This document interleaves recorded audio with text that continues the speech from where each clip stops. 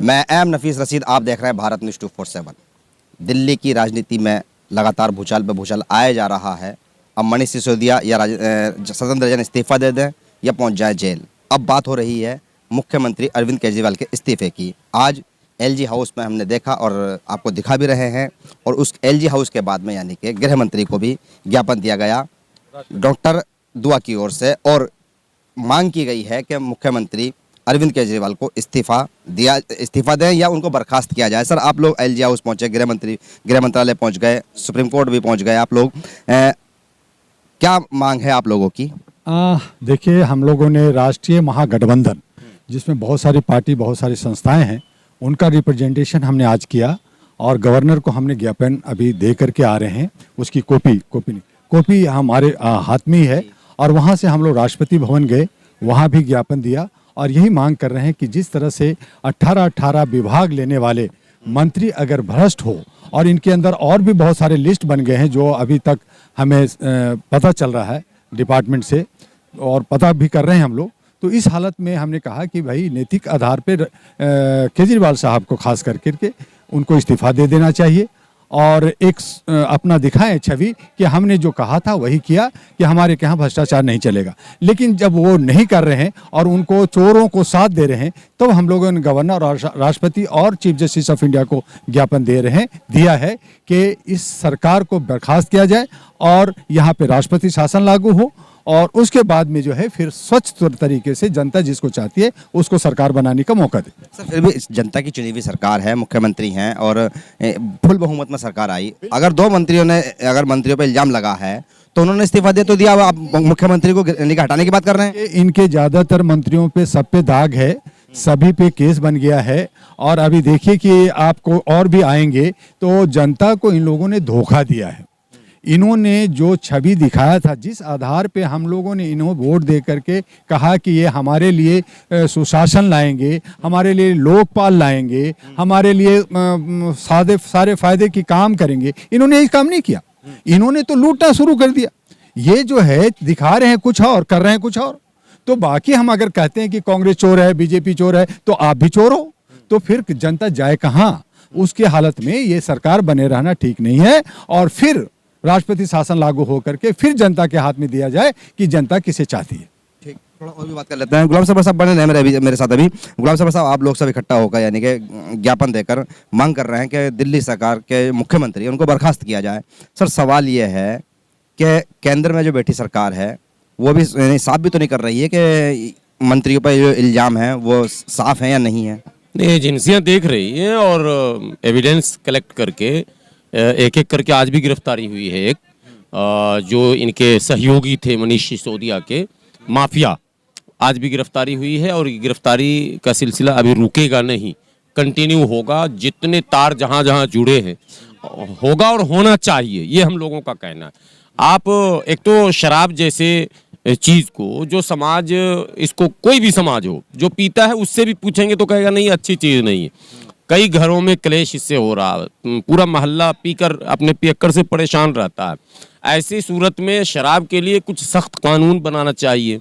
आपने ऐसा कानून बनाया कि भाई शराब जैसे सड़क पर आप बहा रहे हैं, तो आप आए थे बुराई मिटाने के लिए, आप बुराई फैला रहे हैं।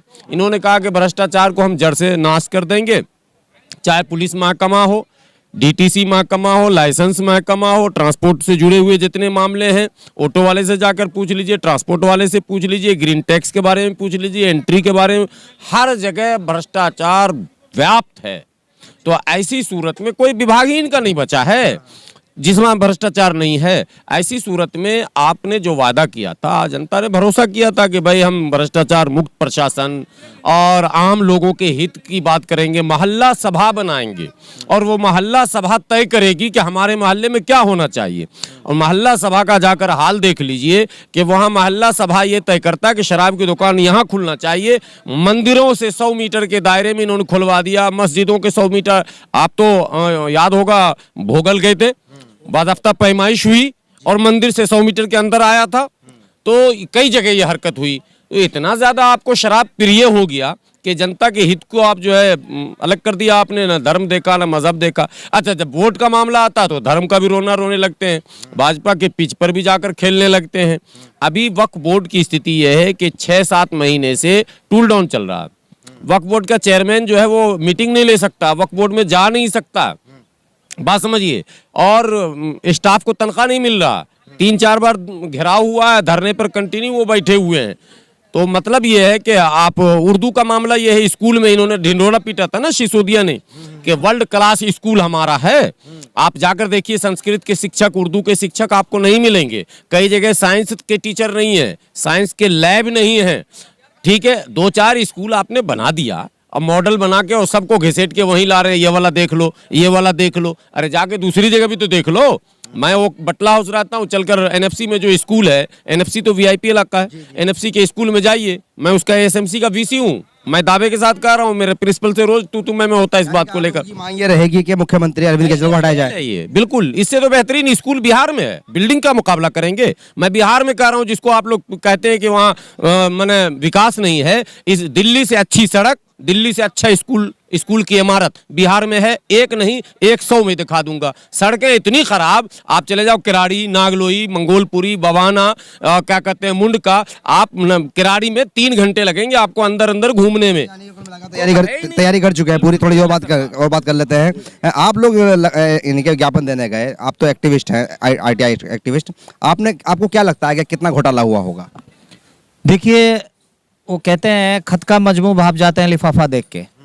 तो ये जो Arvind Kejriwal and company and associates, इसका जो कारस्तानी है करप्शन का, वो आपको अभी कैलकुलेट करके कम लग रहा होगा, लेकिन ये निश्चित रूप से कई खंडों में, दिल्ली जल बोर्ड का अलग घोटाला है, ये आपका शराब वाला जो है अलग घोटाला है, क्लासरूम का अलग घोटाला है। क्लासरूम बनाने में भी सिसोदिया के ऊपर में आरोप लगे थे। इवन कि 2 मंत्री तो अभी जेल में हैं, लेकिन इसके साथ साथ उनकी जो वार्ड पार्षद है, हमारे यहाँ की वार्ड पार्षद है गीता रावत रही हैं, और उनके एमएलए हैं। अभी वर्तमान में दिल्ली नगर निगम का चुनाव हुआ था, तो आपने देखा होगा कि आम आदमी पार्टी के 2 एमएलए को जनता ने बुरी तरह पीटा, केवल करप्शन के कारण। उन पर करोड़ों रुपया लेकर के भगा दिया था, करोड़ों रुपया लेकर के आम आदमी पार्टी की टिकट बिकी। ये हर कोई इल्जाम लगा, बीजेपी भी लगा था। आप ना पिन पॉइंटेड बात कीजिए। मैं अगर केवल अभी वर्तमान सरकार की बात कर रहा हूं, तो केवल वर्तमान सरकार की बात करें तो ज्यादा बेहतर है। आप मुद्दे को घुमाएंगे तो एक कंफ्यूजन की स्थिति होगी, ये मेरा आपसे आग्रह है। तो मैं सबसे पहले, अगर आम आदमी पार्टी और दिल्ली की सरकार के ऊपर मैं चर्चा कर रहा हूं, तो उस पर फोकस्ड आप, ये जो रणनीति है कि वो चोर है तो मैं भी चोर हूं, और उसने चोरी किया है तो मैं क्यों नहीं करूंगा, यह रणनीति उचित नहीं है। हमारा विचार ये है, हमारा कहना ये है कि आपको कुल मिलाकर के जो कोई भी चोर है उसको दंड मिलना चाहिए, उसके ऊपर में गिरफ्तारी होनी चाहिए।